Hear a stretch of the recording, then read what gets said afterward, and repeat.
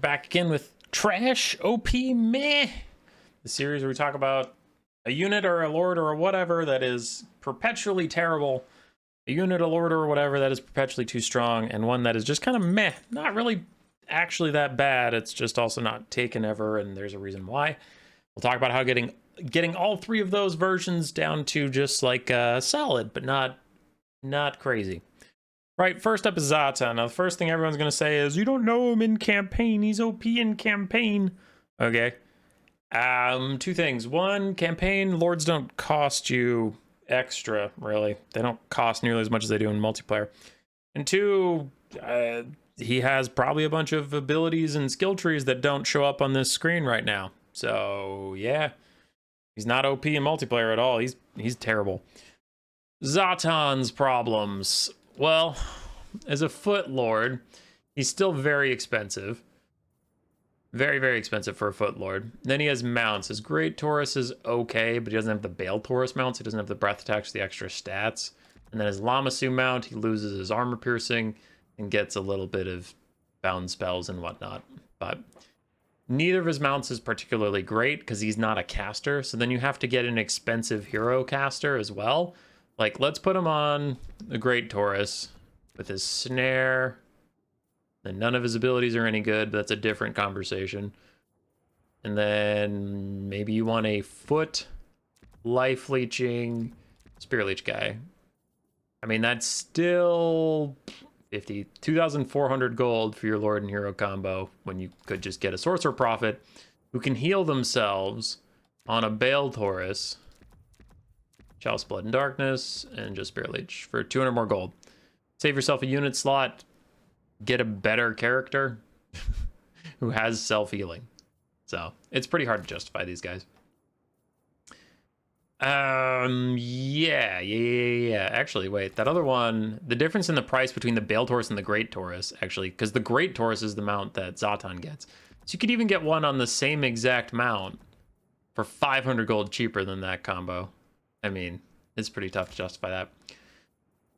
So Zatan, what's going on with you, buddy? Your mounts are pretty whatever. If you don't have a Bale Taurus, then I guess there's a reason for that. So we can leave your mounts alone. All the Lamasus kind of have issues, and this isn't a video about the Lamasus. So let's focus on his abilities and his items. Okay, his items, the Obsidian Axe. He can get up to 50% more arm-piercing damage and up to 40 melee attack if he gets 200 kills. Problem with that is he's not a spellcaster, and he does not have breath attacks, so he doesn't have a good way to get a crap ton of kills. And if he goes on his Great Taurus, he has no healing, so he's going to have to fly around a bunch of chaff units and get a ton of kills while having 60 armor and 28 melee defense, and only an HP pool of 6,000, which is not nothing, but it's pretty rough. I'm going to get a different one, because on foot, he has... There we go. There's bugs in the game where, like, see, look, this guy, see how he has 6,000 HP? I put him on foot. Oh, he still has 6,000 HP. Put him on his Lamasu, 6,800. Great Taurus, 6,000. None, 6,000. But his actual none is 5,000. So, anyway, bugs aside. So he has 5,800 HP and he's very tanky on foot, or he has 6,000 some HP on a Great Taurus, but with only 28 melee defense and 60 armor. He'll take a lot of poke while he's getting those kills. But if he's on foot, he also doesn't have nearly as much splash attack, doesn't have as much speed, so it's harder to get those kills. It is impossible for Zaton to get the kills in any way. So the Obsidian Axe is not going to charge up very quickly at all and be minimally helpful. Chaos Rune Shield, immune to contact effects, is cute, but not really that strong, and it affects everyone around him in a small 35-meter radius, so that's pretty whatever. And the Armor of Gazalrak, up to 30% damage resistance, but it increases in intensity as he takes damage, so it's less and less useful in a way. Because as he gets low, 30% damage resistance is cute, but that means this item takes full effect when he's probably at like 15% HP, which is not great. And then Boundless Cruelty is the worst ability in the entire game. Minus leadership for 150 gold. You get minus 0 leadership when no one's around you, up to minus 8 when you are completely surrounded by models. Like, there has to be so many people, so many models blobbed up on you for you to get even minus 8. So it charges up to a whopping -8, which is pretty whatever. Like, it's okay, but it's not incredible. And the later in the game it goes, the more units are damaged, the less their leadership is, right? So -8 leadership in the late game sounds pretty strong. But damaged units also have way less models, so it's impossible to charge this thing up in the late game. So the only situation where you're going to get the maximum leadership charge is when stuff is still at full health, full models, therefore full leadership, and not going to route anyway. It is so asynergistic. His kit is asininely terrible. It's all awful. His sadistic snare is the one thing people like about him, but its range is so teeny tiny that it's almost impossible to use in a lot of situations, but it has a crazy long duration for a net, so I can appreciate that. I'll leave it alone. I think it should have a longer range, but then you would also need to decrease the duration, and that's kind of not the point, I guess, so fine. We'll keep Sadistic Snare as it is. I want to change literally every other ability he has to make this character worth it. Boundless Cruelty. Leadership scales up to -8. If we're going to leave that alone, it should scale based on unit type near you. Like, not like... If he's surrounded by 4 Marauders... I want it to be 4 units, not models. Don't count models, right? Count banners. So scales up to 8. Let's give him 2 leadership for each unit model next to him. So in the late game, when like 4 goblins team up to try and strengthen numbers, poke him down, he is max charged Boundless Cruelty and pushes them all away. So there. It should not work on entities. It should work on units, period, like banners. And it should probably be worth 100 gold, not 150. Because he still has to get into a blob for it to even be worth it. So make it cheaper, make it way better. Obsidian Axe. I would have this charge up by time he spends in melee, not by kills. Because it's very hard for him to get kills on foot. So this could make it worthwhile for him on foot. And then when he's on his Taurus, time spent in melee, you could charge it up by chasing things off the map rather than getting a bunch of kills, because he doesn't want to just dive into stuff that's still alive, because like we've talked about ad nauseum, his melee stats are really low on his Great Taurus, and then on his Lamasu he loses armor piercing, so he doesn't really want to grind through random shit. So Obsidian Axe should charge up with time, not kills. Wow, Chaos Rune Shield's just flat out bad. I would give it immune to contact effects for everyone around him, and him as well, and then I would have it give +5 melee defense. +5 melee defense, maybe +5 damage reflection. So then it's like when he's standing in this front line, they're both tankier and they like deal damage back to you as this Chaos Rune Shield is like flaring in your face. This would make him a good foot frontline general, where he just stands on the front line and fights alongside his men while charging up his Obsidian Axe, routing off people nearby, and then of course buffing up whatever Infernal Ironsworn or Chaos Dwarf warriors that are right next to him. So I think that could make him a good frontline general. Be nice there. The Armor of Gazrach.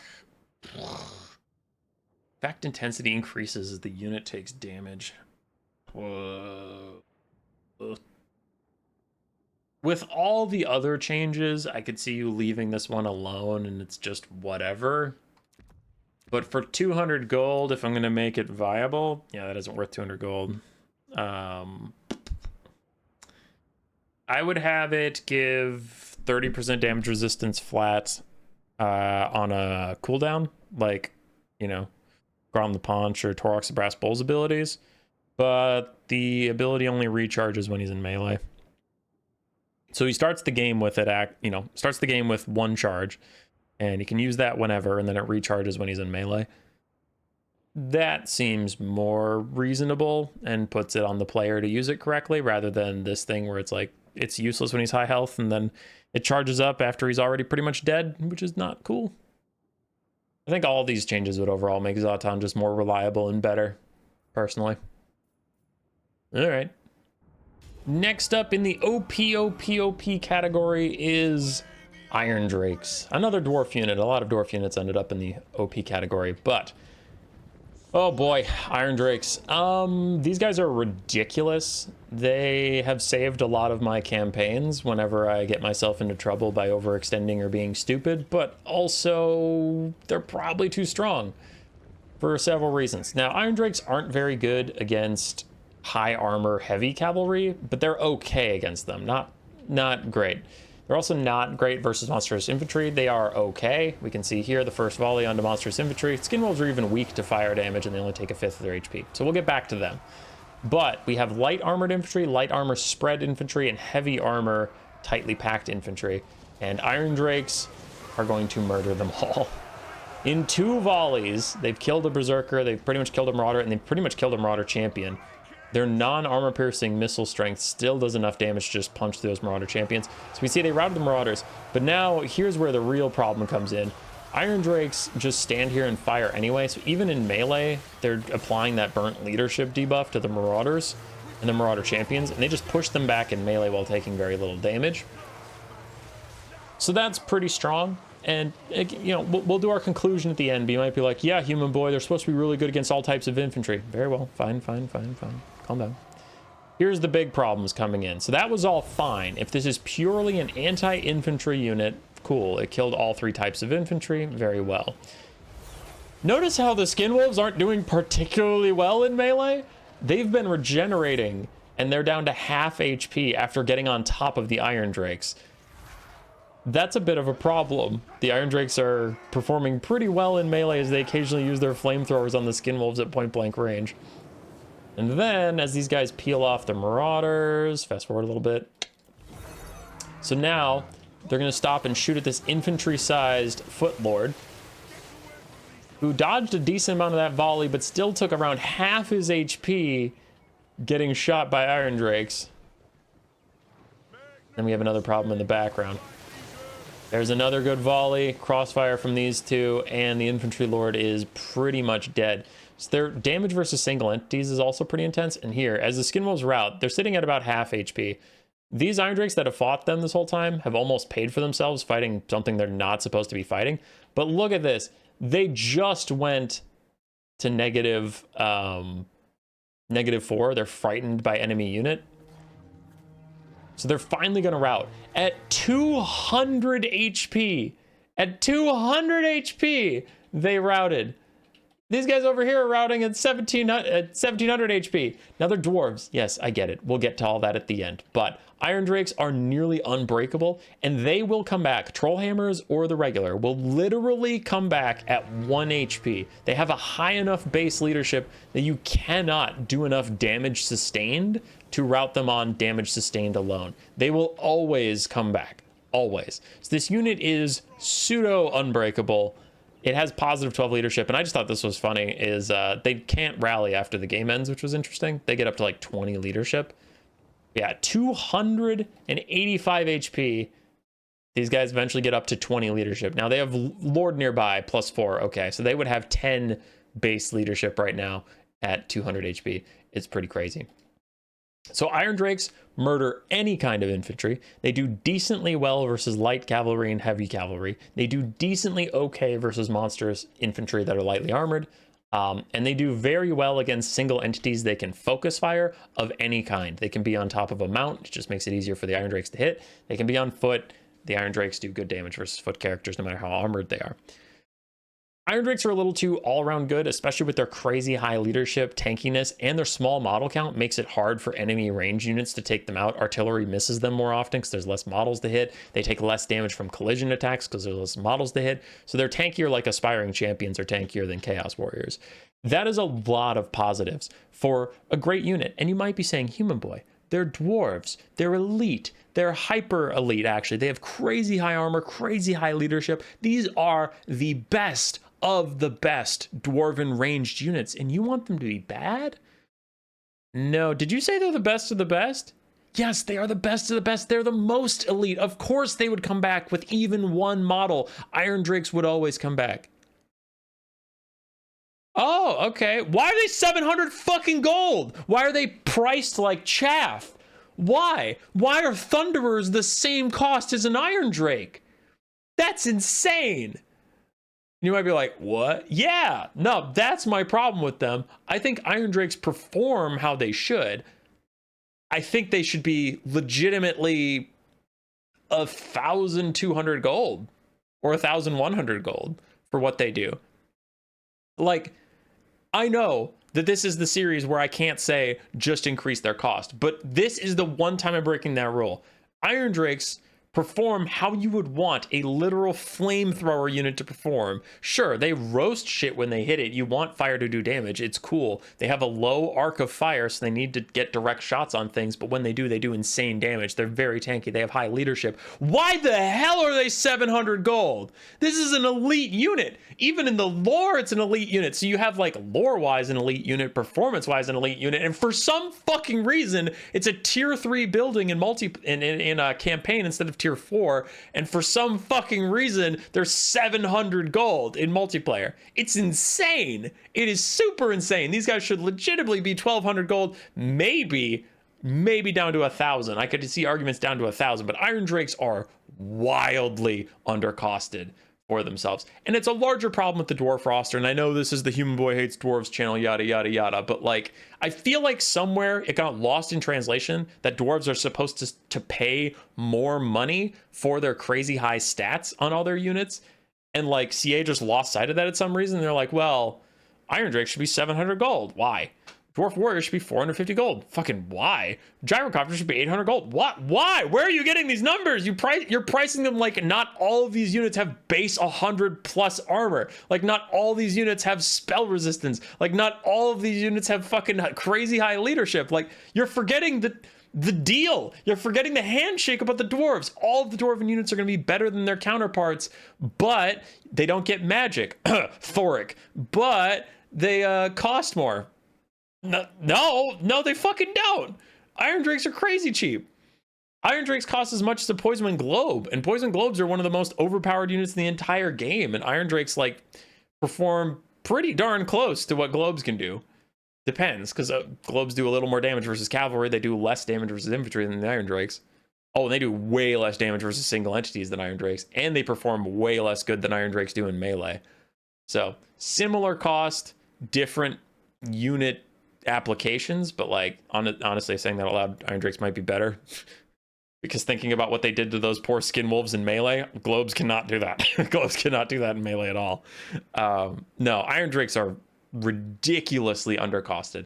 I don't want, and why I broke my rule about changing the cost is I could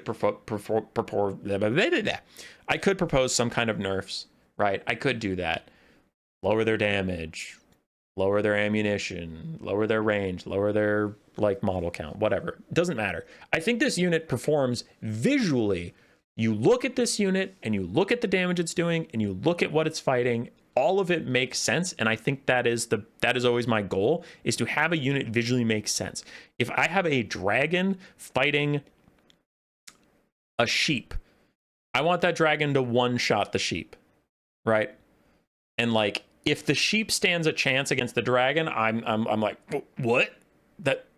What the fuck? You know, it messes with my brain, right? So when I see heavily armored, hyper elite flamethrower guys roasting through infantry, I'm like, yeah, that tracks. And then you tell me that they're a cheap, like huntsmen.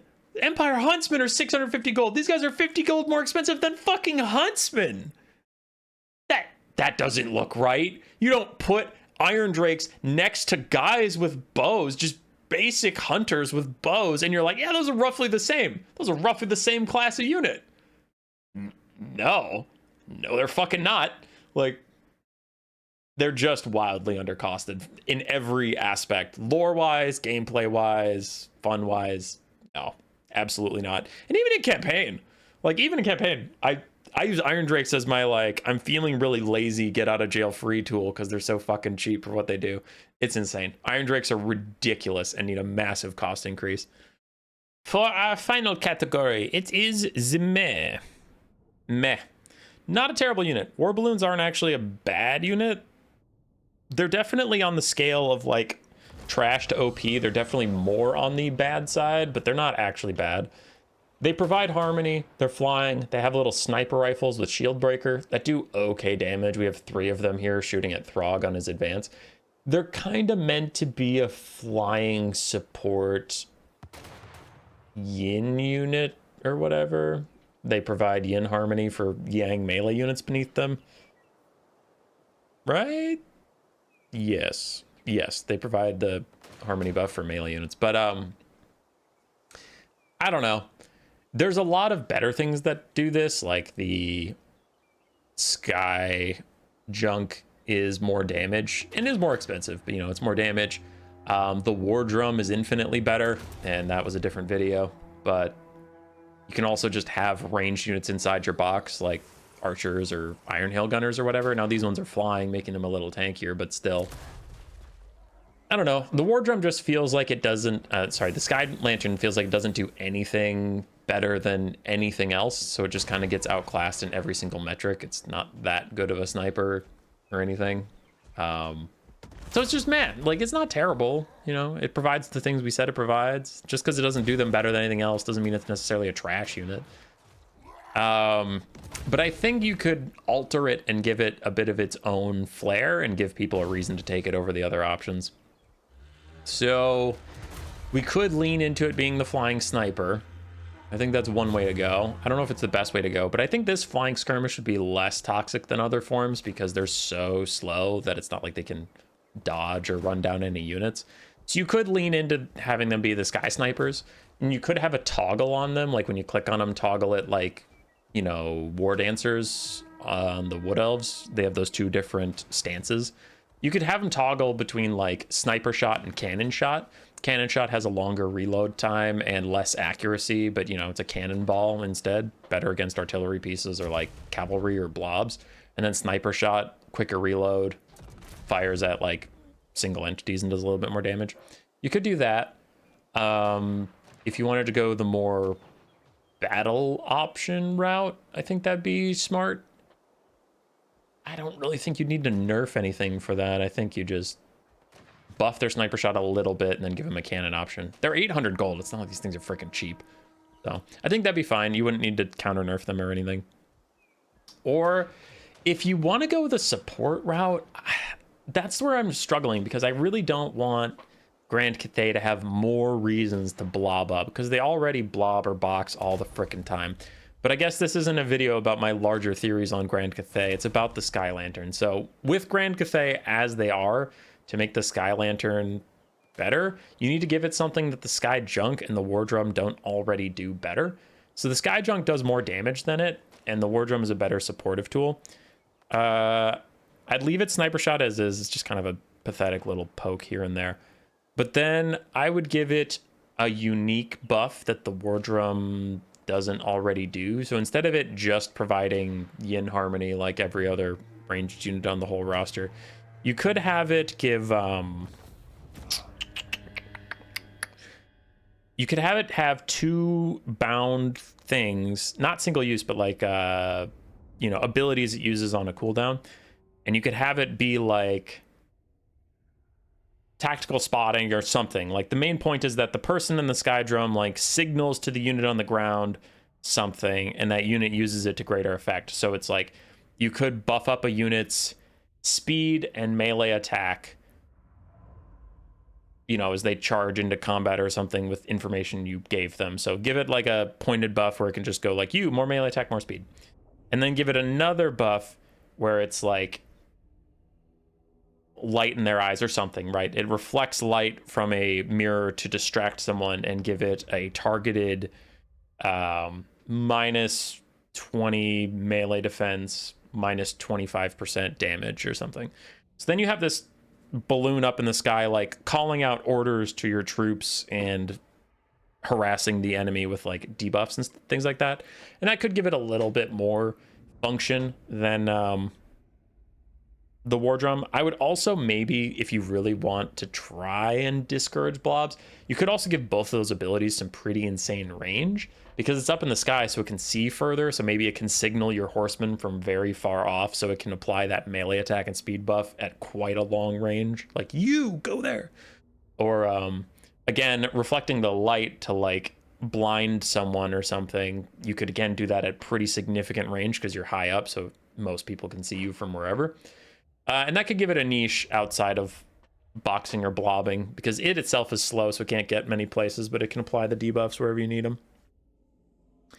Anyway, there could be a way to make the war balloon a little better and make it a little more worth taking. But again, it's not currently terrible. It's just outclassed by several other things on its roster. So, all right, goodbye. Roar. Subscribe, yes, yes.